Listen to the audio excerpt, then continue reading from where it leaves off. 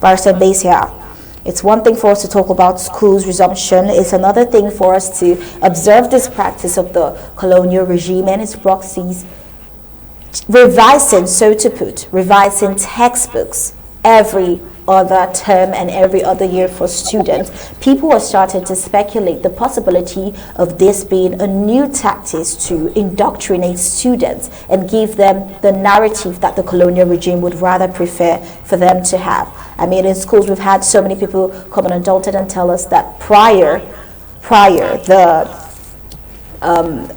schools had histories that were different from the actual history of Amazonia. They got to learn about Amazonia history away from schools because schools had a different stories altogether, like the Independence Day and the fake youth day and all of that. So people are starting to see this as another indoctrination opportunity for the colonial regime and the colonial educational sector. What would you say about this, Barrister Mbeseha? Well, I think as far as education is concerned, I would say this. Now, the education that is being imposed on us, which is the French system, there is everything to complain about it. About the contents and the context. All those things come in issue. What is the content and what is the format of the education? Remember that in the 90s, we had an 8-year cycle in primary school. Today, it is reduced to 6. We call it class 6. You talk about history. No doubt, nobody doubt that the history is distorted. I have a number of friends, at least one here, who was teaching in the grammar school, Manfe, in the 80s. And the of that school, he sought asylum here because he taught the history of Southern Cameroon. It's a history that nobody wanted it to be taught, because he taught it.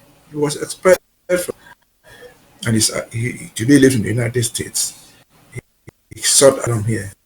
So the content is manipulated, the context is wrong, but there is almost nothing we can do about it at this stage.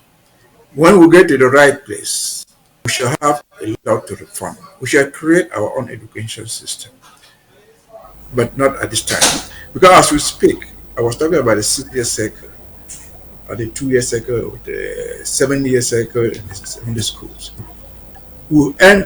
Today, our children write the first school leaving certificate, are designed by Yaoundé. They write the GCE. The GCE board is a creation of Yaoundé. They work on their guidelines. And so there's almost little we can do other than education. We cannot change anything. We might wish everything. The textbooks you read, you see they are revised. Yes. They are revised from previous textbooks that are imposed on us. So they revise them at their will. They impose them at their will. There's nothing you and me, this government, can do that until we have full control of the system, where we can then create our own education system in context and in content. What shall our children be taught will be decided by us. What history shall they learn? What mathematics shall they learn? Every education has to be focused on something. But right now, there's nothing any Ambazonian can do about that because we don't have control over the system. Again, I said sometimes last week, even in the colonial days, who wrote the GCE or the West African School certificates from secondary school are designed by the colonial master. But at independence, in 1961, the West Cameroon government had something which they call the West Cameroon Education Policy. I have a copy of it. We learned it, I was a teacher. We learned in teacher training. They had a policy which was designed by Boer under Frontier. It was taught as a subject to all teachers. So when you go to school, this is what is guiding you to teach. That policy has soon been abolished with the abolition of the West Cameroon state and the Southern Cameroon institutions as such. But what we can do, the best we can do now is to keep educating. As I'm saying, tomorrow if I'm still alive, I can pull out a copy of that West Cameroon education policy and say this is what we wanted for our children. Let us improve on what the Frontier people thought about, add and subtract. But until we get control You cannot ask your child, I cannot ask my child not to buy the textbook which is imposed on them. Because if you don't buy, they will throw you out of class. If you don't buy, they'll say the exams are by the standard. The ministry vets all those things. So for education, it is bad. It is so. It is very, very bad. But it leaves a lot to be desired. But how we reform it can, whatever thing we say now is a proposal for the future. When we get full control of education, which is why, for example, the whole rule of discussing school resumption date, we can put all school resumption dates today, tomorrow, or next month. Will change nothing, because at the end of the day, the children will go and write the exams as prescribed by Yahweh.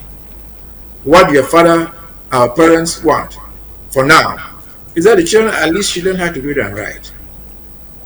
Tomorrow, at least they are not total illiterates.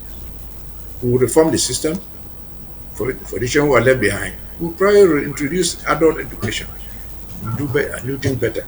But education-wise, it is bad what they are doing, very, very bad.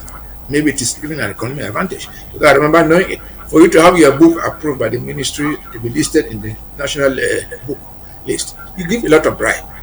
It's not something objective that you just sit there and choose. No, you can buy your way. You see, a populist book in mathematics, a populist book in history. I would imagine that, I don't know what books are reading in history. They should be in God's books. You buy your way to sell your books. And they will not approve my history book if I wrote one. And it was in competition with Mr. Ngo's own. Because the Northern Ngo is saying the history they want. And so that is how it is. Unfortunately, that's where we find ourselves. As the president said, we can only get out of it by fighting, which we're already doing, until we get something for ourselves. Then we'll redesign our educational system in content and context. Over to you. Thank you so much. I love those words, in context. Thank you so much, Barrister Mbeseha. All right, is at this juncture that we'll let you go. Hoping that tomorrow during the monthly draft, we'll definitely see you again.